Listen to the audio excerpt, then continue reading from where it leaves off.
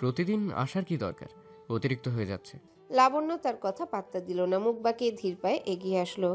বিছানায় হঠাৎ ধপ করে শুয়ে বড় বড় শ্বাস নিল। সাফওয়ানের মায়া হলো ভীষণ। আহারে, একটানা প্রতিদিন এক্সাম হওয়ায় একটু বেশি ধকল যাচ্ছে। লক্ষ্য করলো লাবণ্যর মুখটা শুকিয়ে একটুখানি। ক্লান্ত চোখ জোড়া বন্ধ করে ঘন ঘন শ্বাস নিচ্ছে। জিহ্বা দ্বারা ঠোঁট ভিজিয়ে ঢোক গিলছে। কপাল জুড়ে লেপ্টে আছে ছোট ছোট চুল। সাফওয়ান নিজেও এবার ঠোক গিলল, চোখ খিচে বলল, অসভ্য মেয়ে, তুই আমার বেডে শুয়ে পড়লি কেন? যা, বাসায় গিয়ে ফ্রেশ হ। ধীরে ধীরে বন্ধ চোখ জোড়া খুলে লাবণ্যর দিকে তাকালো। অস্থির হওয়া কণ্ঠে পড়ল, একটু রেস্ট নিতে দাও সাফওয়ান ভাই। দেখছোই গরমে অস্থির হয়ে নিঃশ্বাস নিতে কষ্ট হচ্ছে। সাফওয়ান গায়ের টি শার্ট ঠিকঠাক করে উঠে দাঁড়ায়। এসি রিমোট হাতে নিয়ে আরেকটু বাড়িয়ে দিল। শক্তপোক্ত দেহটা টান টান করে কোমরে দুহাত রেখে নম্র কণ্ঠে বলল, পরীক্ষা কেমন হয়েছে? খুব কষ্টে ক্লান্ত কণ্ঠে লাবণ্য উত্তর দিল। ভালো। কথা শেষে লাবণ্য মায়াবী চোখে আবদার করল, তোমার গায়ের মেরুন রঙের টি শার্টটা আমায় দেবে? কেন? কি লাভ? পরবো আর কাঁদবো। কপাল কুঁচকে যায় ছেলেটি। লাবণ্যর দিকে ঝুঁকে সন্দিহান চোখে বলল। কাঁদবি কেন? লাবণ্য লজ্জা পেল ভীষণ। গায়ের ঘেমে যাওয়া স্কুল ড্রেস নিয়েই উঠে বসলো। বিছানায় পা দুটি ভাঁজ করে মাথা নত করলো। মুচকি হেসে বলল, এই যে, তোমার গায়ের স্মেল আমার গায়ে মিশে যাবে। টি শার্ট যতক্ষণ আমার দেহে থাকবে আমি অনুভব করব তুমি আমাকে জড়িয়ে ধরে আছো। সেই খুশিতে আমি সারা রাত কাঁদবো। কথা বলে লাবণ্য নাক টেনে টেনে কেঁদেই ফেললো। সাফওয়ানের ভেতরটা হাঁসফাঁস করে উঠে। অনুভব করলো হঠাৎ করে বুকের ভেতরটা কেমন চলছে। কি জ্বালা! আজকাল এই পুচকে মেয়েটার আউল ফাউল কথা শুনেও বুকটা জ্বলে ওঠে। সাফওয়ান বাম হাতটা নিজের বুকের কাছে নিয়ে খসলো। হালকা ঢোক গিলে দরজার কাছে যায়। তৎক্ষণাৎ কান্না মিশ্রিত রমণী অভিমানী কণ্ঠে বলল, কি হলো? আমার কথা রাখবে না? আর কত দূর থেকে তোমার পারফিউমের স্মেল নিব? সাফওয়ান পেছনে ঘুরে অস্থির কণ্ঠে বলল, সারা রাত কাঁদলে রেজাল্ট খারাপ হবে। এতে তুই বরং মনোযোগ দিয়ে পরীক্ষা দে। অবশ্যই শেষ পরীক্ষার দিন টি শার্ট পাবি, সাথে আরও একটা জিনিস। তবে শর্ত হলো আমার কথা মেনে চললে। এ কথা শুনে কোমল হৃদয়ের কিশোরীর মনে ঝংকার তুলল নিমিষে। খুশিতে বিছানায় গড়াগড়ি খেয়ে চিৎকার করে বলল, সব শুনবো। তুমি বললে 100 বছরও অপেক্ষা করব। শুধু তুমি পুরোটাই আমার নামে লিখে দেবে, এই কথা দাও। চুনোপুটি মেয়ের কথাগুলো শুনে ফিক করে হাসলো সাফওয়ান। লাবণ্য খুশিতে ছেলেটার বিছানায় গড়াগড়ি খেতে থাকলো। চোখ বন্ধ করে বুকের মাঝে হাত রেখে জোরে জোরে শ্বাস ফেলে। সকাল সকাল উঠে সিরাত নাস্তা বানানো শুরু করে। ব্যস্ত পায়ে রুটি বেলে ছেঁকে দিল। ভার্সিটি খুলেছে 4 দিন আগে, সেই কারণে ভেবেছে আজ ভার্সিটি থেকে ঘুরে আসবে। তাছাড়া রেজাল্ট দেওয়ার কথা, এই জন্য প্রমুখ না করেনি। কবিরকে এসে নিয়ে যেতে বলেছে। সিরাত তাড়াহুড়ো হাতে ডিম ভাজি করে টেবিলে রাখলো। তৎক্ষণাৎ প্রমুখ ঘুম ঘুম চোখে হেলে দুলে তার পাশে দাঁড়ায়। ঘুমন্ত মায়াবী চোখে একরাশ মুগ্ধতা ছড়িয়ে আধো আধো কণ্ঠে বলল, এত সকালে উঠেছো কেন? সিরাত পাশ ঘুরে আলতো হেসে দৌড়ে রান্নাঘরে গেল। রুটি নামিয়ে সবজির বাটিটা চুলায় দিয়ে বলল, এখনো সকাল কয়টা বাজে জানেন? 9টা। প্রমুখ চোখ মুখ কচড়ে সিরাতের হাত থেকে রুটির বাটি ছিনিয়ে নেয়। টেবিলে গোছগাছ শুরু করে বলল, তাহলে রেডি হয়ে নাও, বাকি কাজ আমি করছি। সিরাত ভ্রু নাচিয়ে প্রমুখের দিকে তাকায়। ততক্ষণে ছেলেটি খুন্তি হাতে নিয়ে রুটি ছাকা দিচ্ছে। বইয়ের কাজে সাহায্য করার চেষ্টা। এই মুহূর্তে সে খুবই সিরিয়াস। সবজি নাড়াচাড়া করার সময় সিরাত তার পাশে দাঁড়ালো। স্বামীর কর্মকাণ্ড দেখে মুচকি হেসে বলল, আমার স্বামী যদি রান্না না করতো তখন কি কষ্ট করে রান্না করতে হতো না? জান বলছি, ফ্রেশ হন। তাছাড়া আমি থাকতে কষ্ট করে রান্না করা লাগবে না। প্রমুখ ঘাড় ঘুরিয়ে সিরাতের কপালে টোকা দিয়ে বলল, পাকনামি করতে হবে না, আমাকে মন দিয়ে ভালোবাসতে হবে। বাকি সব সামলে নেব। অন্য পুরুষদের মতো অকর্মা ঢেকি নই আমি। সিরাত চোখ গরম করে কপালে হাত দিয়ে ঘষল। মেকি রাগ দেখিয়ে বলল, আপনি আমায় ব্যথা দিলেন? হ্যাঁ। কথা শেষেই চলে যেতে নাই। তৎক্ষণাৎ প্রমুখ হাত বাড়িয়ে খপ করে সিরাতের বাহু টেনে ধরে। সিরাত হকচকিয়ে ওঠে। প্রমুখ তার দিকে ঝুঁকে কপালে সে টোকা দেওয়া জায়গায় টপাটপ 3 বার চুম্বন করলো। ফিসফিস করে বলল, ব্যথাও দিব, আদরও করব। সিরাত লজ্জা পেয়ে স্বামীর বুকের পাটায় কনুই দিয়ে ধাক্কা দিল। প্রমুখ ব্যথা পাওয়ার অভিনয় করে মুখে ব্যথাতুর আওয়াজ করলো। চোখ মুখ কুচকে বলল, পাল্টা আঘাত করে তুমিও আমায় ব্যথা দিলে সিরাত, এবার আদর করো। সিরাত মুখ বাঁকিয়ে চোখ গরম করলো। হঠাৎ চুলোয় চোখ যেতে চিৎকার করে বলল, চৌধুরী সাহেব, প্রেমের আগুনে আপনার রুটি পুড়ে গেল। তৎক্ষণাৎ চমকে তাকালো প্রমুখ। গ্যাস বন্ধ করে সাথে সাথে পুড়ে যাওয়া রুটি নামালো। সিরাত খিলখিল করে হেসে দৌড়ে চলে যায় রুমে। দুজনে হালকা নাস্তা করে বাইরে বের হলো। ভার্সিটির কাছে এসে প্রমুখ তাকে নামিয়ে দেয়। জানালার গ্লাস খুলে মৃদু মাথা বের করে বলল, কবির নিতে আসবে, ভুলেও পাকনামি করে একা যাওয়ার চেষ্টা করবে না। সিরাত মাথা ঝাঁকিয়ে গেটের দিকে পা বাড়ায়। তৎক্ষণাৎ কানে এলো প্রমুখের অস্থির কণ্ঠ। সিরাত শোনো। সিরাত কপাল কুঁচকে ব্যস্ত পায়, আবারও জানালার কাছে দাঁড়ায়। এবার নিজেই জানালা গলিয়ে মাথাটা ভেতরে নিয়ে বলল। আবার কি হলো? প্রমুখ ঠোঁট কামড়ে নিচু কণ্ঠে বলল। কাজে যাচ্ছি, কিছু মিশি দেবে না? সিরাত ভাবুক হয়ে জানতে চায়। কি দিব? প্রমুখ কিছুটা এগিয়ে সিরাতের মুখের নিকট তার গাল পেতে দুষ্টুমির ছলে বলল। এখানে কিছু টুসি দাও, তাহলে খুশি টুসি হব। সিরাত বুঝতে পেরেই কটমট করে তাকায়। আশেপাশে কত মানুষ, ক্লাস শুরু হবে একটু পরে। সে গালে চুমুর বদলে ছোট্ট একটা চিমটি কেটে দ্রুত মাথা বের করে। একটু দূরে দাঁড়িয়ে উত্তেজিত কণ্ঠে বলল। পাবলিক প্লেসে কিছু মিছু হবে না চৌধুরী সাহেব, যা হবে সব বাসার ভেতরে প্রাইভেট রুমে। কথা শেষে এক প্রকার পালিয়ে গেল সে। প্রমুখ হতভম্বের ন্যায় বাম হাত সেই চিমটি কাটা জায়গায় রেখে গেটের দিকে তাকিয়ে আছে। এটা কি হলো? তার মাথা কাজ করছে না।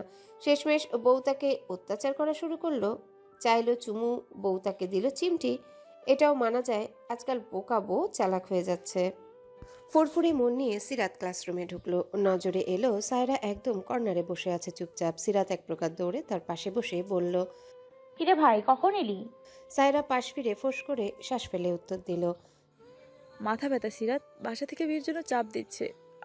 এবারও চাকরি এক্সামে ডাব্বা পেয়েছে। সিরাত মুখ ভার করলো, হতাশা কণ্ঠে বলল। এখন কি হবে তাহলে? জানি না, কান্না পাচ্ছে আমার। সিরাত সায়রার মাথা তার কাঁধে চেপে ধরে আহ্লাদি কণ্ঠে বলল। তাহলে কাঁদ, যত ইচ্ছে কাঁদতে থাক, আমি না হয় ভরসার জায়গাটুকু দিলাম। সায়রা তৎক্ষণাৎ কেঁদে উঠল। ভরা ক্লাসরুমের মাঝে কেউ যাতে এক বিন্দু টের না পায়, তাই চুপি চুপি ফুপিয়ে কাঁদলো। সিরাতকে জড়িয়ে ধরে বলল। এবার কি হবে? বাবাকে মেনে নিবে? তাদের কথার মাঝে রাগী গম্ভীর রসায়ন লেকচারার স্যার ক্লাসে প্রবেশ করে। সবার দিকে তাকিয়ে বই বের করতেই সিরাত বান্ধবীর মাথায় হাত রেখে বলল। নো টেনশন দোস্ত, আমার জামাই থাকতে এত কিসের চিন্তা? আঙ্কেল না মানলে একদম উড়িয়ে নিয়ে আসবো, তারপর অনুষ্ঠান করে ধুমধামে বিয়ে দিব। তোরা বসে থাকবি, আমি আর চৌধুরী সাহেব ওরা ধরে নাচবো। প্রমুখ চেয়ারে হেলান দিয়ে ফোন টিপছিল। তৎক্ষণাৎ কবির এসে বলল। সাফওয়ান বাবা মায়ের একমাত্র ছেলে। প্রমুখ ফোন টেবিলে শব্দ করে রাখলো, কিছু ভেবে বলল। ও বাসায় এখনো কঠোর নিরাপত্তা। কবির মাথা ঝাঁকালো। সাফওয়ানের বাসার বাইরে কঠোর নিরাপত্তা দিয়েছে তার বাবা, সাধারণত ছেলের জীবন রক্ষার জন্যে। একটা কাকপক্ষীও যাতে প্রবেশ করতে না পারে। কোনো সন্দিহান ব্যক্তিকে আশেপাশে দেখলেই গুম করে দেন। এত ঝামেলায় প্রমুখ ভেবেচিন্তে সুযোগের অপেক্ষা করছে, কবে পাখি খাঁচা ছাড়া বের হবে। সিরাত রেজাল্ট দেখে সায়রাকে বলল। ইস, এবারও সিজিপিতে আটকে গেল, ধুর। সায়রা আড়মোড়া ভেঙে ক্যান্টিনে বসে উত্তর দিল। আর কত চাইছিস? বিয়ে করলে, সংসার করলি, তাও সিজিপিএ 3, আর আমি খেয়ে দিয়ে ঘুমিয়েও 3। কথা বলে খিলখিল করে হেসে উঠল সে। ক্যান্টিনে হালকা পাতলা কিছু খেয়ে বসলো আড্ডা দিতে। প্রায় আধা ঘন্টা গল্প করার পর সিরাত উঠে দাঁড়ায়। সায়রার হাত টেনে বলল। দুপুর 2টা বেজে গেছে, আর এক মুহূর্ত নয়, চল। সায়রা কাঁধে ব্যাগ নিয়ে চেঁচিয়ে ওঠে।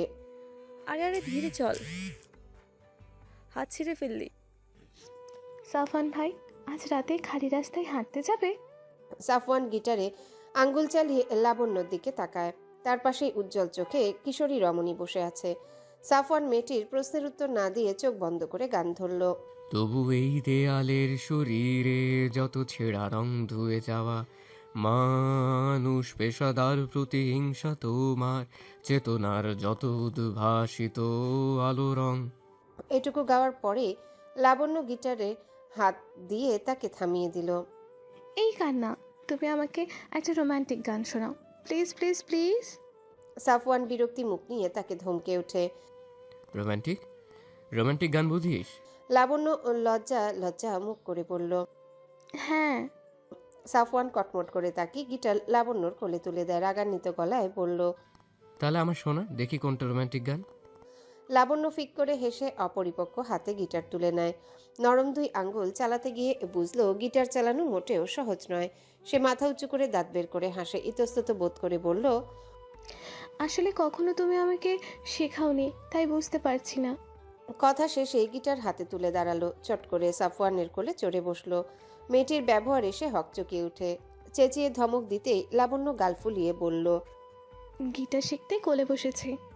গিটার মানুষ এভাবে শেখে? ওট বলছি, রাবিশ। মুখটা কাদো কাদো করে পেছনে ঘুরল। সাফওয়ান ফোঁস করে শ্বাস নিয়ে পেছন থেকে মেয়েটির কোলে থাকা গিটারে হাত বাড়ায়। মেয়েটার দুই হাত সঠিক জায়গায় ধরিয়ে দেয়। অতঃপর লাবণ্য নরম হাতের উপর শক্ত হাত রেখে আঙ্গুল চালিয়ে বলল, এভাবে স্লো বাজাতে হবে, নয়তো আঙ্গুল কেটে যাবে। তার কথা আর ছোঁয়ায় ছোট্ট কিশোরী মনে উথাল পাতাল শুরু হলো। হৃদয়ের যন্ত্রটা তড়িৎ বেগে ছুটতে থাকে। এত কাছে, এ যেন স্বপ্ন মনে হচ্ছে। সাফওয়ান নির্বিকারভাবে গিটার সম্পর্কে তাকেই বলে যাচ্ছে, কিন্তু লাবণ্য কি সেই খেয়াল আছে? সে দিব্যি লক্ষ্য করছে কল্পপুরুষকে। মন আজ খুশিতে নেচে উঠছে। তার ব্যক্তিগত পুরুষ তাকে স্পর্শ করেছে, তাও নিজ ইচ্ছায়। সে তো দুষ্টুমি করে কোলে বসেছিল একটু ভালোবাসা আদর পাওয়ার লোভে। ভেবেছিল ধাক্কা মেরে ফেলে দেবে, কিন্তু তার পাগলামি এই প্রথম সায় দিল। মেয়েটির ইচ্ছা করল বুকে ঝাঁপিয়ে হু হু করে কাঁদতে। কিছু সময় পর লাবণ্য সত্যি সত্যি খুশিতে কেঁদে ওঠে। নাক টেনে টেনে বলল, তুমি আমাকে সত্যিই গিটার বাজানো শেখাবে সাফওয়ান ভাই? সাফওয়ান বুঝতে পেরে দীর্ঘশ্বাস ফেলে মাথা ঝাঁকায়। লাবণ্যকে তাড়া দিয়ে বলল, রোমান্টিক গান শুনে লজ্জা পাবি না তো? হুম, শুনিয়ে দেখো। সাফওয়ানের মুখ মেয়েটার ঘাড়ে এসে ঠেকেছে। ছেলেটার এক একটা ঘন নিঃশ্বাস উপচে পড়ছে তার কানে ঘাড়ে। নতুন এক অনুভূতিতে দেহের রন্ধ্রে রন্ধ্রে শিরশির করে ওঠে। অনুভব করলো প্রচণ্ড ঠান্ডা থাকা সত্ত্বেও সে ঘামছে, অস্থির অস্থির লাগছে। সেও ঘন ঘন শ্বাস নেয়। সাফওয়ানের বুকের সাথে মেয়েটার পিঠ একদম লাগানো। ছেলেটা আস্তে ধীরে আরো ঘনিষ্ঠ হলো। তাদের মাঝে এক চিলতেও দূরত্ব নেই। দুটি দেহে একে অপরের সাথে লেগে আছে। সাফওয়ান লাবণ্যর আঙ্গুল গুজে তার কানের কাছে ঠোঁট নিল। মোহনীয় কণ্ঠে গান ধরল, ঘুমাও তুমি ঘুমাও গো জান, ঘুমাও আমার কোলে, ভালোবাসার নাও ভাসাবো, ভালোবাসি বলে। মধুর সুরের এই গান শুনে লাবণ্য লজ্জায় চোখ খিচে নেয়। তীব্র চাওয়া পাওয়া যখন পূরণ হওয়া শুরু করে তখন বুঝি পাগল পাগল লাগে। কি ছিল এই গানে? তবে কি সাফওয়ান তাকে মেনে নিচ্ছে? খুশিতে ফুপিয়ে ওঠে সে। সাফওয়ান হাসলো ঠোঁট কামড়ে। ধীরে ধীরে সাফওয়ান গলা ছেড়ে গান গায়। লাবণ্যকে কাঁদতে দেখে হঠাৎ গান থামিয়ে দেয়। কি মনে হতেই ঝুঁকে ডান হাতে কিশোরীর চোখের পানি মুছল। তৎক্ষণাৎ চোখ বন্ধ করলো লাবণ্য। সাফওয়ান এক দৃষ্টিতে তাকে আবারও গিটারে সুর তুলে। একসময় মেয়েটি চোখের পানি মুছে ছেলেটার সাথে সাথে সেও কান্না মিশ্রিত গলায় গাওয়া শুরু করে। মুখে মিষ্টি হাসি টেনে ঘাট ঘুরিয়ে সাফওয়ানের চোখে চোখ রাখে। তাদের মাঝে দূরত্ব না থাকায় মনে হলো এই বুঝি নাকে নাক ঠেকবে, ঠোঁটে ঠোঁট। গানের মাঝে হোক অথবা অজ্ঞানে ভালোবাসি উচ্চারণ করেছে সাফওয়ান। ইচ্ছে করছে এতদিনের সেই ভাবনা সত্যি করতে, কল্পপুরুষকে জড়িয়ে ধরতে। সাফওয়ান হঠাৎ তার দিকে তাকিয়ে মুচকি হাসলো। তাদের চোখের মিলন বুঝি এই সন্ধিক্ষণেই হলো। একজন আরেকজনের চোখে চোখ রেখে মুক্ত গলায় সুরে সুরে গাইল। অফিসের কাজ শেষ হতে হতে রাত 1টা বেজে যায়। প্রমুখ গাড়িতে উঠে কল করলো সিরাতকে। কি করছো? সিরাত কিছুক্ষণ আগেই ঘুমিয়ে পড়ে। সে ফোন কানে তুলে ঘুমু ঘুমু কণ্ঠে উত্তর দিল, কোথায় আপনি? এখনো আসছেন না কেন? আরছি, একটু লেট হয়ে গেল। জলদি আসুন। প্রমুখ টুকটাক কথা শেষে ফোন রেখে দেয়। গাড়ি ঘুরিয়ে মেন রোডে ফাস্ট স্পিডে চালাচ্ছে। রাতের রাস্তা দিনের তুলনায় নিস্তব্ধ, যানজটও তুলনামূলক কম। সেই ভাবনার থেকে প্রমুখ নিশ্চিন্তে গাড়ি ড্রাইভ করছে। হঠাৎ বোরিং ফিল করা একটা হিন্দি গান জুড়ে দেয়। কিছুক্ষণ পর তার পেছনে হঠাৎ দুটো কালো গাড়ি তীব্র হর্ন বাজিয়ে তাকে ওভারটেক করার চেষ্টা করে। প্রমুখ অতশত না ভেবে ধীর গতিতে গাড়ি চালাতে থাকলো। সেই কালো দুটো গাড়ি শাঁসা করে চোখের পলকেই তার পাশ কাটিয়ে উধাও হয়ে যায়। মেন রোড থেকে যখন আধো আধো জঙ্গল ও চিকন রাস্তায় প্রমুখ পৌঁছালো, চারিপাশে প্রতিদিনের তুলনায় কেমন যেন শুনশান, কোনো গাড়ি নেই। এ সময় থাকার কথাও নেই। হঠাৎ ভেতরটা কেমন অস্থির লাগা শুরু করলো। যত এগোচ্ছে মনে হচ্ছে কেউ ফাঁদ পেতে রেখেছে। সে নিজ ইচ্ছায় সেই জালে পা দিতে যাচ্ছে। 5 মিনিট ড্রাইভ করার পর তার ষষ্ঠ ইন্দ্রিয় বলছে সামনে বিপদ। লম্বা এক শ্বাস ফেললো সে। ভেতরটা কেন অশান্ত লাগছে। স্পিড সর্বোচ্চ বাড়িয়ে প্রমুখ চাইল আর 5 মিনিটে জঙ্গলে সরু রাস্তা পার করে মেন রাস্তায় পৌঁছাতে। সেই কথা মতোই জোরে ড্রাইভ করার সময় দেখতে পেল সামনে থেকে এক সিরিয়ালে দুটো কালো গাড়ি তার দিকেই আসছে, যেন তাকে উপচে ফেলার জন্য ধেয়ে আসছে। প্রমুখ হঠাৎ আক্রমণে ভয়ে চুপসে গেল। স্টিয়ারিং শক্ত করে ধরে গাড়ির গতি কমায়, কিন্তু সামনের গাড়িগুলোর কোনো থামার নাম নেই। প্রমুখ গাড়ি সাইডে রেখে চুপচাপ বসলো। সে পরিস্থিতি বোঝার চেষ্টা করছে। গাড়িগুলো হঠাৎ তার কাছাকাছি এসে কোনো কিছু না ভেবে অনবরত গুলি করা শুরু করে।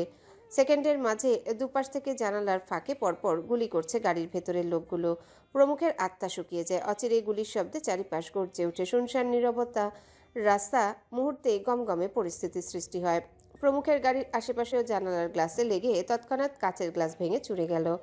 এভাবে হঠাৎ পরিস্থিতি তার অনুকূলের বাইরে যাওয়ায় সে কোমরে গুজে রাখা রিভলভার তৎক্ষণাৎ বের করলো। ঝটপট গাড়ি ঘুরিয়ে আবারও স্টার্ট দিয়ে পেছনের রাস্তায় ড্রাইভ করা শুরু করে। পেছনে সে কালো গাড়িগুলো সর্বোচ্চ গতিতে তার পেছনে আসছে আর গুলি করছে। অতঃপর সেও ঘাট ঘুরিয়ে তীক্ষ্ণ চোখে সেকেন্ডের মাঝে এলোমেলো শ্যুট করা শুরু করে। এতগুলো মানুষের সাথে আসলেই কি পারা সম্ভব? সে তবুও চেষ্টা করলো। বাম হাতে ফোন বের করে কল করলো কবিরকে। কবির, কোথায় তুই? জলদি কফি হাউসের রাস্তায় চলে আয়। দুটো গাড়ি থেকে কেউ আমাকে টার্গেট করছে। কবির বাসায় পৌঁছে সবাই ডিনার করতে বসেছিল। প্রমুখের কথায় চমকে উঠে দাঁড়ালো সে। উত্তেজিত গলায় বলল, কি আপনার সাথে কেউ নেই? বন্দুক? উত্তর দেওয়ার আগে প্রমুখের সামনে গুলি এসে লাগে। প্রমুখ উত্তর দিতে পারল না। কবির সারা রুম পায়চারি করে বলল, আপনি দ্রুত গাড়ির স্পিড বাড়িয়ে অফিসে পৌঁছান। যত কিছুই হোক গাড়ি থামাবেন না। আহাতকে এক্ষুনি দলবল নিয়ে যেতে বলছি। প্রমুখ কাপা হাতে কল কেটে দেয়। যা করার নিজেকেই করতে হবে। সে পিছনে ঘুরে দেখলো চিতাবাঘের ন্যায় গাড়িগুলো তাকে ধাওয়া করছে। বড় বড় শ্বাস ফেলে চোখ বন্ধ করলো। অতঃপর মনে সাহস সঞ্চার করে তীক্ষ্ণ চোখে রিভলভার তাক করলো। বন্দুকে তর্জনী আঙ্গুল রেখে ফোকাস করলো পিছনের এক লোকের কপাল বরাবর। ট্রিগার চাপতেই তৎক্ষণাৎ পেছনের একজন ছিটকে পড়ে। পরপর 4টে গুলি ঠিক 4 জনের কপালে লাগার সাথে সাথে নিস্তেজ হলো তাদের দেহ। এদিকে গুলিও ফুরিয়ে আসছে। গাড়ি এলোমেলোভাবে চালিয়ে এগিয়ে যেতে লাগলো। সে লম্বা শ্বাস ফেলে সামনে ধেয়ে আসা গাড়িটা টায়ার বরাবর গুলি করলো। দুপাশে গুলি করার ফলে গাড়িটা সেখানেই থেমে যায়। কিন্তু বাকি একটা গাড়ি এলোমেলো গতিতে তার পিছু আসছেই। হঠাৎ অনবরত গুলির একটা বুলেট এসে লাগলো প্রমুখের পিঠে। তৎক্ষণাৎ ব্যথায় কুকিয়ে ওঠে। মাথা নিচু করে চোখ খিচে নেয়। হঠাৎ গুলি কমতে শুরু করে। স্টিয়ারিংয়ে শক্ত করে ধরে ড্রাইভে মন দেয়। অতঃপর আরও একটা গুলি এসে লাগে প্রমুখের কাঁধে। দাঁতে দাঁত শক্ত করে সে ব্যথা ভুলে স্টিয়ারিং চেপে ধরলো। প্রায় জঙ্গলের রাস্তা ছেড়ে মেন রোডে উঠবে তৎক্ষণাৎ সামনে তাকাতেই চোখ দুটি অস্বাভাবিক বড় হয়ে যায়। চোখে মুখে তার বিস্ময়। একটা ট্রাক ধেয়ে আসছে তার দিকে। পেছনের গাড়িটাও থেমে নেই। এমন অবস্থায় মাথায় কোনো বুদ্ধিও আসছে না। গলা শুকিয়ে যাচ্ছে। চোখ বন্ধ করে সে সিরাতের মুখ কল্পনা করলো। মনে হলো এখনই বুঝি এই জীবনের সমাপ্তি। সিরাতের মায়াবী মুখশ্রী চোখে ভাসতে আখির কর্নিশ থেকে দুফোঁটা জল গড়িয়ে পড়ল। মেয়েটা কি খুব কষ্ট পাবে? তার জন্য যে অপেক্ষা করছে। এখনই হাল ছেড়ে দিবে। তৎক্ষণাৎ ভাবনার মাঝে সামনে থেকে প্রচণ্ড জোরে ট্রাকের হর্ন বেজে ওঠে। আর মাত্র 10 সেকেন্ড সময় গেলেই তাকে দুদিক থেকে পিষিয়ে দিবে। প্রমুখ সিরাতকে ভেবে চট করে চোখ খুলে। হঠাৎ কি মনে হতে সে একবার সামনে আরেকবার পেছনে ঘুরল। দুদিক থেকেই তার রাস্তা বন্ধ। মস্তিষ্ক সচল হয়ে বুঝলো পূর্ব পরিকল্পনা মোতাবেক তাকে অ্যাটাক করা হয়েছে। এর থেকে বাঁচার সম্ভাবনা 1%ও নেই। লম্বা শ্বাস ফেলে চুপ করে বসে রইল। কাঁধার পিঠের বুলেটের ব্যথা ধীরে ধীরে বাড়ছে। দেহের শক্তি কেমন কমে যাচ্ছে। ট্রাক তীব্র হর্ন বাজিয়ে তার নিকট আসতে চট করে চলন্ত গাড়িটা ধীরে ধীরে রাস্তার একদম কর্নারে ঘেঁষে রাখলো। জঙ্গলের রাস্তার দুপাশে বড় বড় গাছ ঝোপঝাড়। এই ঘুটঘুটে অন্ধকারের মাঝে বসে থাকলেও কারো সাধ্যি নেই খুঁজে পাওয়ার। সে চট করে জানালার কাছে যায়। একবার তো রিস্ক নিয়ে দেখাই যায়। অতঃপর পেছনের আর সামনের গাড়ি যখন এক হাত দূরে, তৎক্ষণাৎ জানলা খুলে এক লাফে জঙ্গলের শুকনো পাতার মাঝে ছিটকে পড়ল। গাড়ির শব্দে তার পড়ে যাওয়া আওয়াজ ক্ষুদ্র মনে হলো। প্রমুখ ধীরে ধীরে গড়িয়ে নিচের পাতায় জমে থাকা জায়গায় পড়ে রইল। কিন্তু লাফ দেওয়ার সময় অন্ধকারে একটা শক্ত মোটা গাছের ডালের সাথে মাথায় চোট পায়। নিভু নিভু চোখে সামনে তাকাতেই লক্ষ্য করলো 3টি গাড়ির সংঘর্ষে তার গাড়িটা ভেঙে চুরে ঝাঁঝরা হয়ে গেছে। পেছনের গাড়িটিরও অবস্থাও ভাঙাচোরা। প্রমুখ বাঁকা হেসে অনুভব করলো তার চোখ দুটি ধীরে ধীরে ঝাপসা হয়ে আসছে। নিঃশ্বাসটা কেমন ফুরিয়ে আসছে। তবে কি সিরাতের কাছে আর ফেরা হলো না? মা বাবার খুনিকে শাস্তি দেওয়া হলো না? প্রচণ্ড যন্ত্রণায় গুঙিয়ে ছটফট করলো ছেলেটা। চোখ দুটি বন্ধ করে নিথর দেহে পড়ে রইল। সিরাতকে শেষবারের মতো বলতে ইচ্ছা করলো, আই এম সরি সিরাত, তোর কথা রাখতে পারিনি। সারা জীবনে একসাথে বাঁচার প্রতীক্ষা রাখতে পারলাম না, মাফ করে দিও। ট্রাকের লোকটি গাড়ি পেছনে নিয়ে উল্টো রাস্তায় ড্রাইভ করে কাউকে ফোন করলো। বলল, কাজ হয়ে গিয়েছে ম্যাম, কাল আমার টাকাটা ব্যাংকে ট্রান্সফার করে দিবেন। একেবারে মরে গেছে ওর বডি, দেখেছিস? হ্যাঁ, গাড়ি উল্টাই দিছি। আপনার লোক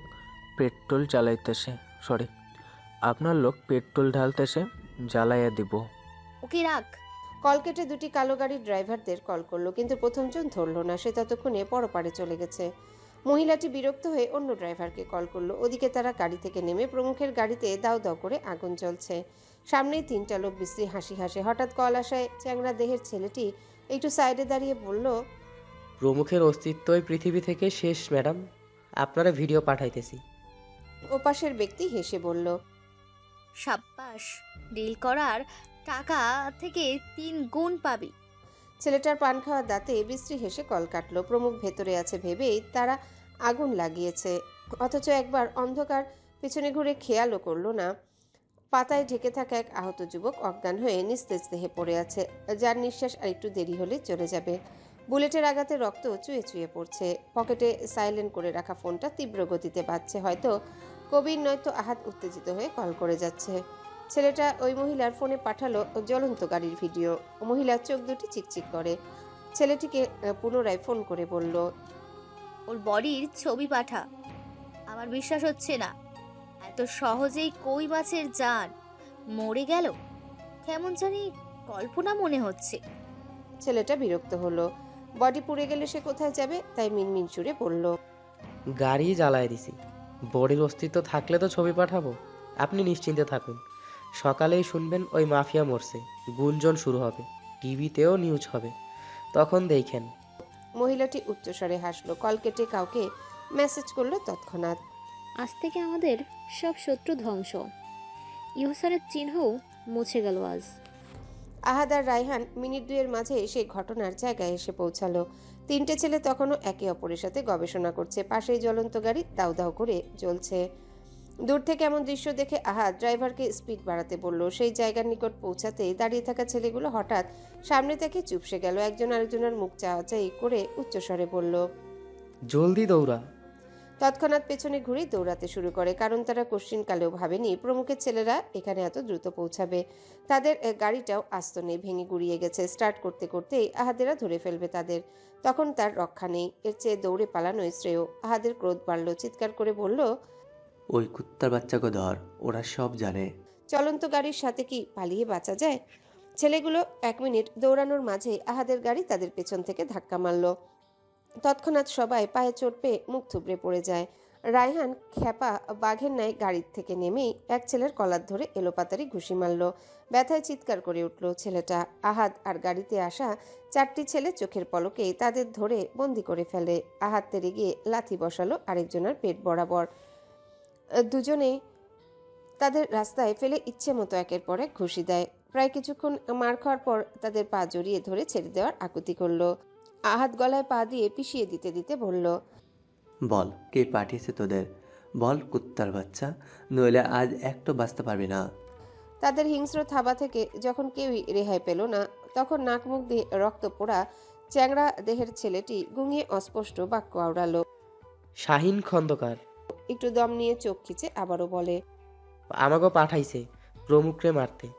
উনি মইরাও গেছে, আমাকে মারলেও আর তারে ফিরা পাইবেন না। ওই যে উনার গাড়িতে আগুন দিছি, এতক্ষণে ওপরে চইলা গেছে। আকস্মিক কথায় আহাত কেঁপে উঠল। অজান্তেই সেই লোকের গলা থেকে পা সরে যায়। ধপ করে রাস্তায় বসে চিৎকার করলো। রাতের নিস্তব্ধতায় আহাদের মাথায় রক্ত উঠে যায়। পাশ থেকে একটা বড় ইট এনে লোকটার মাথায় এলোপাতারি বাড়ি দিতে থাকে। ব্যথায় ছটফটিয়ে উঠে সে। রায়হান গর্জে উঠে বলল, কোথায় স্যার বল, আমাদের সাথে মিথ্যে বলে কি মনে করলি রেহাই পাবি? একটাকেও আস্ত রাখবো না আজ। কথা শেষে সর্বোচ্চ শক্তি দিয়ে সেও ইট দিয়ে বাড়ি মারতে থাকলো। রায়হান রাগে ফোঁসফোঁস করে হঠাৎ প্যান্টের পকেট থেকে ধারালো ছুরি বের করে। মরণ যন্ত্রণায় ছটফট করা লোকগুলো নিভু নিভু চোখে সেই অস্ত্র দেখেই গুঙিয়ে উঠল। রায়হান হিংস্র বাঘের ন্যায় ছুরি শক্ত করে ধরে প্রথম ছেলেটির চোখ বরাবর ঢুকিয়ে দেয়। সারা মুখে একের পর এক কোপ দিতে রক্ত ছলকে তার মুখ ভিজে গেল। তবুও তার কোনো অনুশোচনা নেই। সেই ছেলের মতোই শেষ 2টি ছেলেকেও এই নির্জন রাতে হত্যা করলো। সে মুহূর্তে 3টে ছেলেটির মুখ এতটাই জঘন্য হলো, চেহারা শনাক্ত করাও যেন কঠিন হয়ে দাঁড়ায়। সারা মুখ জুগে রক্ত, নাক চোখ উপচে পড়ছে। অতঃপর রায়হান ছুরিটা পাশে রেখে ধপ করে শুয়ে মাথা চেপে ধরে। আহাদ বসে থাকার মাঝে লক্ষ্য করলো কারো ফোন বাজছে। সে ভাবলো প্রমুখের কল। উত্তেজিত হয়ে রায়হানকে বলল, তোর ফোন বাজছে, দ্রুত রিসিভ কর। আমার ফোন না, তাহলে কার? কথা বলেই সামনে তাকাতে দেখলো সেই 3টি ছেলের মাঝের একটি ছেলের পকেটে ফোন বাজছে। তৎক্ষণাৎ চোখ মুখ জলজল করে উঠে দ্রুত উঠে পকেট হাতড়ে ফোন পেতেই দেখলো অপরিচিত নাম্বার। সে রিসিভ করতেই কল কেটে যায়। ফোন ঘাটাঘাটি করে নজরে পড়ে অনেকবার এই নাম্বার থেকে কল এসেছে। সে সঙ্গে সঙ্গে কল লাগায়, কিন্তু একটা মেয়েলি কণ্ঠ জানিয়ে দেয় সেই নাম্বারটি এখন বন্ধ। তৎক্ষণাৎ ফোন পকেটে পড়ল। কেন জানি মন বলছে স্যার বেঁচে আছে, এখানেই কোথাও আছে। রায়হানকে লাথি মেরে ক্রোধে চিবিয়ে চিবিয়ে বলল, শালা উঠ কইলাম, স্যারের ফোন কিন্তু এখনও অন। যদি আগুনে পড়তো তাহলে ফোন কল যাইতো। জলদি ওঠ। রায়হানের কানে কথাটা পৌঁছাতেই ধরফর করে উঠে দাঁড়িয়ে নিজের ফোন থেকে কল করলো। আহাদের কথা সত্য, ফোন এখনো বাজছে, তাহলে ধরছে না কেন? হঠাৎ মস্তিষ্ক ঘেটে লোকেশন ট্র্যাক করলো। তৎক্ষণাৎ এখানেই শো করলো। আহাদকে বলল, লোকেশন এখানে শো করছে, ওই তোরা খোঁজ দেখ ফোন কোথায়। মন বলছে স্যার গাড়িতে ছিল না, স্যারের কিছু হয়নি। এমনও তো হতে পারে স্যারের ফোন পড়ে গেছে। রায়হান চুপসে যায়। অতঃপর দৃঢ় হৃদয়ে বলল, খুঁজে তো দেখি, আগেই আসা কেন ছাড়ব। তৎক্ষণাৎ সকালে এলোমেলো হয়ে খুঁজতে লাগলো। আশেপাশে প্রায় 10 মিনিট খোঁজার পর আহাদের চোখে পড়ল প্রমুখের জুতা। মুহূর্তে রায়হানকে ডাকলো। রায়হান আর দুজনে মিশে গাছের পাশে পাতা হাতড়ে খুঁজতে খুঁজতে তাদের চোখে পড়ল পাতার ভিড়ে নিস্তেজ হওয়া মানুষের দেহ। দৌড়ে সব ছেলেকে ডেকে আনে। পাতাগুলো সরাতে রায়হান প্রমুখকে ধরে চিৎকার করে। দ্রুত ধরাধরি করে গাড়িতে শুইয়ে দেখলো দেহ ধীরে ধীরে ঠান্ডা হয়ে আসছে। আহাদ চমকে গিয়ে পড়ল। স্যার কি বেঁচে নেই? রায়হান হাত ঘড়ি খুলে পালস চেক করে অসহায় কণ্ঠে বলল, জানি না, পালস বোঝা যাচ্ছে না। ভোরের আলো চারিপাশে ফুটতে শুরু করেছে। সিরাত হঠাৎই এক ভয়ঙ্কর স্বপ্ন দেখে চমকে উঠল। ঘুম থেকে ধরফর করে উঠে লাইট অন করে। পাশে তাকাতেই দেখলো প্রমুখ নেই। আত্মা তখনও ধকধক করে। এলোমেলো পা ফেলে টেবিল থেকে পানি খায়। ভয়ার্ত কণ্ঠে বলল, প্রমুখ কোথায় আপনি? ভরা বাড়িতে কোনো সারা শব্দ নেই। সিরাতের ভয় বাড়ে। সিঁড়ি বেয়ে দ্রুত ড্রয়িং রুমে এসেও প্রমুখের দেখা পেল না। জোরে জোরে ডাকলো সে। তবে কি লোকটা আজ রাতে আসেনি? মুহূর্তেই কান্নাগুলো গলা পাকিয়ে আসলো। সে দ্রুত রুমে এসে কল করলো প্রমুখকে। পরপর 13 বার কল করে কোনো রেসপন্স পেল না। তৎক্ষণাৎ ফুপিয়ে উঠে সে। ওই ভয়ঙ্কর স্বপ্নের কথা চোখে ভাসছে তার। দৌড়ে জুলেখার রুমে গিয়ে দরজায় করাঘাত করে ডাকলো, জুলেখা, জুলেখা শুনছো? ঘুমে তলিয়ে যাওয়া জুলেখা চোখ খুলল। এই মাঝরাতে এমন করুণ ডাক তাকে অবাক করে তুলল। ভাবি কণ্ঠ কেমন কাঁপছে। তবে কি কোনো অঘটন ঘটলো? সে হুড়মুড় করে উঠে দরজা খুলে দেখলো সিরাতের চোখে পানি। কি হয়েছে ভাবি, কাঁদছেন কেন? সিরাত কেঁদে উঠে উত্তর দিল, তোমার ভাই কল ধরছে না, রাতেও বাসায় ফেরেনি। জুলেখা হাসলো, আশ্বস্ত করে বলল, হয়তো অফিস থেকে গেছে, আর একটু পরেই তো সকাল হবে, তারপর না হয় আপনি যাবেন। না, আমার মন খচখচ করছে, তুমি একটু কল দাও। জুলেখা ফোঁস করে শ্বাস ফেলে রুমে যায়। 2 বার কল করে সেও দেখলো ধরছে না, তাই স্বাভাবিকভাবে বলল, সাইলেন্ট করে ঘুমিয়েছে বোধহয়। এ সময় কেউ জেগে থাকে? ঘুমাতে যান ভাবি, টেনশন করিয়েন না। সিরাতের মনটা কেমন কু ডাকছে। সে থরথর করে কেঁপে উঠে এলোমেলো পা ফেলে সিঁড়ির কাছে যেতেই আবারও দৌড়ে আসলো। জুলেখাকে ডেকে আবদার করে বলল, বাকি রাত তোমার সাথে ঘুমাই, তুমি কি মন খারাপ করবে? জুলেখা হাসলো। সিরাতকে ধরে ভেতরে নিয়ে বলল, খুব রাগ করব যদি আপনি আমার সাথে না ঘুমান। সিরাত সকাল 6টাতেই উঠে পড়ল। সোফায় বসে কল করলো প্রমুখকে। এবারও রেসপন্স নেই। তবে কি ভয়াবহ কিছু হলো? কখনো তো এমন করে না। মনে তার ভয় জেগে ধরে। জুলেখার সাথে শুয়ে থাকলেও এক ফোঁটাও ঘুম হয়নি তার। বাকি রাত এপাশ ওপাশ করে কাটিয়েছে। সে ব্রাশ করে ডিম সিদ্ধ দিল, তখনই কলিং বেল বেজে ওঠে। এত সকালে কলিং বেল বাজায় সিরাত কপাল কুঁচকে তাকায়। প্রমুখ কি তবে এসেছে? কিন্তু মনে কৌতূহল নিয়ে দৌড়ে গেল। লুকিং গ্লাসে উকি দিতে কবিরকে দেখতে পায় সে। তার কপালে ভাঁজ আরো গাঢ় হলো। তৎক্ষণাৎ খট করে দরজা খুলে বলল, কবির ভাই, আপনি এত সকালে কেন? কবিরের চোখ মুখ লাল। গায়ের পোশাকও আজ ঠিকঠাক নেই। বাসার সেই ট্রাউজার আর ঢিলে হয়ে যাওয়া টি শার্ট গায়ে। চুলগুলো এলোমেলো। এত মাস ধরে এই বাসায় থেকে একদিনও দেখেনি কবিরের এমন উস্কো খুস্কো চেহারা। সবসময় পরিপাটি মানুষটা আজ কেন অগোছালো? সিরাতের মনটা আরো অশান্ত হয়। কবির হেয়ালি না করে স্পষ্ট সুরে বলে, জলদি আমার সাথে চলুন। সিরাত ভ্রু কিঞ্চিত করে প্রশ্ন করল, কোথায়? কথা শেষে উত্তেজিত গলায় ফের বলল, উনি কোথায়? আমার ফোন ধরছে না কেন? কালকে আসেনি কেন? আমার চিন্তা হচ্ছে। ওনার কি বাজে কিছু হয়েছে? বলুন আমায়। কবির থতমত খেয়ে চোখ বন্ধ করলো। তপ্ত শ্বাস ফেলে বলল, স্যারই আপনাকে নিয়ে যেতে বলেছে। সিরাতের মুখে হাসি ফুটে উঠে দৌড়ে গ্যাস বন্ধ করে ফোন হাতে নেয়। কবিরের পাশে দাঁড়িয়ে বলল, উনি তাহলে ঠিক আছে, চলুন তাহলে। হসপিটালের করিডোরে বসে আছে রায়হান। আহাদ জরুরি ওষুধ কিনতে গেছে। কাল রাত থেকে তাদের উপর দিয়ে কী যাচ্ছে শুধু তারাই জানে। প্রমুখের নিঃশ্বাস যখন ধীর, সেই মুহূর্তে কাছের হসপিটালে জরুরি বিভাগে নিয়ে যাওয়া হয়। সিজারের রোগী দেখে ডক্টর তখনই প্রমুখকে চেক করে। পালস রেট চেক করতে বুঝতে পারে বেঁচে আছে। মুহূর্তে কেবিনে নেয়। পিঠ আর কাঁধের সেই বুলেট বের করে রায়হানকে ডক্টর বলল, বুলেট লেগেও ওনাকে কাবু করতে পারেনি, শুধু মাথায় প্রচুর আঘাত লেগে জ্ঞান হারিয়েছে। আমরা ট্রিটমেন্ট শুরু করেছি। দেহ থেকে সেই মুহূর্তে যেন রায়হান আর আহাত প্রাণ ফিরে পায়। তার মিনিট 5 মধ্যে সেখানে কবিরও উপস্থিত হয়। প্রমুখের ফোন কবিরের নিকট থাকায় সে লক্ষ্য করে সিরাত ফোন করেই যাচ্ছে। অজানা ভয়ে আর সাহস পায়নি কল ব্যাক করতে। সকাল সকালই চলে গেছে সিরাতকে আনার জন্য। কবিরদের পৌঁছানোর আগেই আহাত ব্যথার ওষুধ সহ প্রয়োজনীয় ওষুধ কিনে নেয়। কবির হসপিটালের পার্কিং লটে এসে গাড়ি থামায়। অফিসে না গিয়ে এখানে আসায় সিরাত কৌতূহল চোখে তাকালো। কবির পেছনের ডোর খুলে বলল, জলদি আসুন ম্যাম। আপনি হসপিটাল নিয়ে আসলেন কেন? হ্যালো বন্ধুরা, পরবর্তী পার্ট খুব তাড়াতাড়ি আসবে, তো সবাই অপেক্ষায় থাকো। আর চ্যানেলটি যারা এখনো সাবস্ক্রাইব করোনি তারা পরবর্তী পার্ট দেখার জন্য চ্যানেলটি সাবস্ক্রাইব করে রেখো। ধন্যবাদ সবাইকে, আমাদের সাথেই থেকো।